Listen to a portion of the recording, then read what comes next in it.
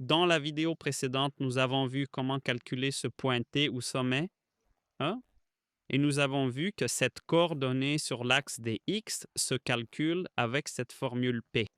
La coordonnée sur l'axe des Y se calcule avec cette formule Q. Mais maintenant, une nouvelle question se pose.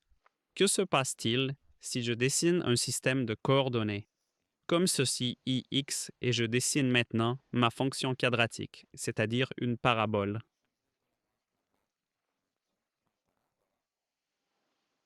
Comme ça. Donc, on saurait maintenant calculer le sommet, n'est-ce pas? Mais la question se pose de savoir comment calculer ces deux points, c'est-à-dire là où notre parabole, notre fonction coupe l'axe des x. On appelle ces deux points des zéros. Voilà, ce sont nos zéros. On peut les noter x1, x2. Eh bien, les zéros peuvent apparaître sous trois formes possibles et elles sont liées à ce discriminant.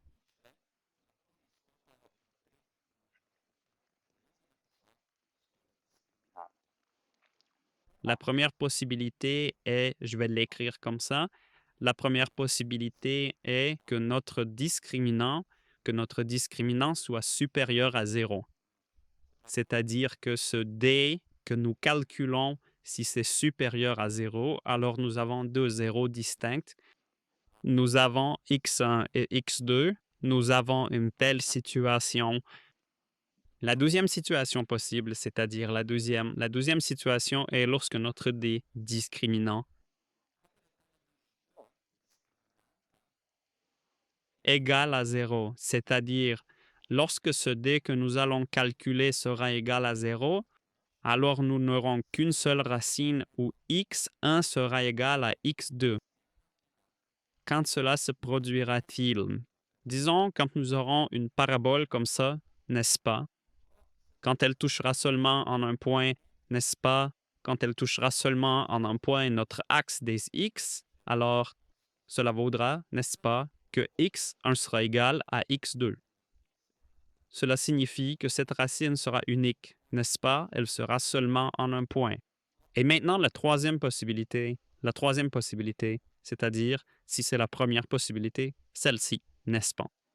Si c'est la deuxième possibilité, nous avons encore une troisième possibilité, c'est-à-dire nous avions un discriminant supérieur à 0, un discriminant inférieur à 0 ou égal à 0.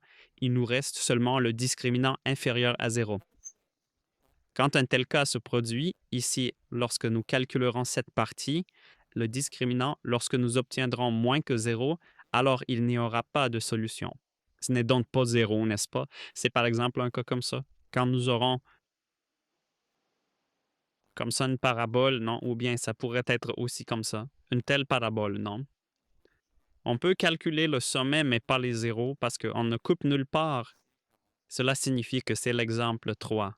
Nous ne croisons pas l'axe des x. Bon, et écrivons maintenant les formules, n'est-ce pas, pour calculer nos zéros. Quand le discriminant sera supérieur à 0, nous devrons calculer deux zéros et nous calculerons x1 de la manière suivante. Nous dirons moins b, moins, nous mettrons la discriminante sous la racine et nous diviserons cela par 2a. Cela sera notre x1. Notre x2 sera moins b plus d divisé par 2a.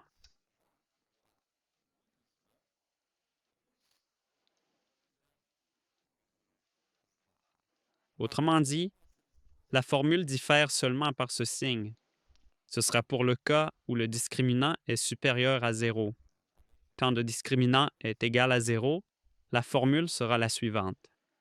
Autrement dit, x1 sera égal à x2 et nous l'obtiendrons simplement en utilisant, souvenons-nous ou regardons un peu plus haut, que nous utiliserons cette formule P, n'est-ce pas, parce qu'elle se trouve sur l'axe des x. C'est ce point qui nous indique où nous sommes sur l'axe des x, c'est-à-dire ce sont nos zéros. Là où il n'y a pas de zéro, on ne calcule pas du tout. Cela signifie, voici les formules pour les zéros lorsque le discriminant est supérieur à 0. Voici la formule lorsque le discriminant est égal à 0, n'est-ce pas? Et pour répéter, cela signifie que les zéros sont les points où nous coupons avec notre parabole ou fonction quadratique, cet axe des x.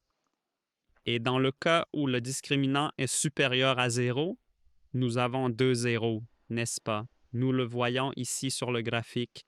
Lorsque le discriminant est égal à 0, c'est ça D. Ensuite, nous avons seulement une seule racine, hein, donc cette parabole ne fait que toucher. Lorsque nous avons un discriminant inférieur à 0, nous n'avons pas d'intersection avec l'axe des x. Alors, pour la fonction quadratique, hein, nous avons quelque chose à calculer pour pouvoir même la dessiner. Mais nous verrons ensuite avec des exemples que ce n'est pas difficile. Hein.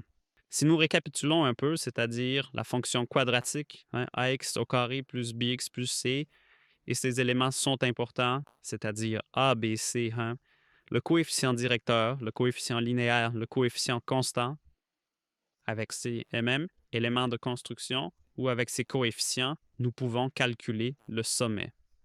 C'est ce point, le point extrême de la parabole, hein, et ensuite, avec l'aide de ces coefficients, nous pouvons aussi calculer les zéros. Hein. Voici maintenant les formules pour les zéros qui nous indiquent où notre fonction coupe l'axe dx.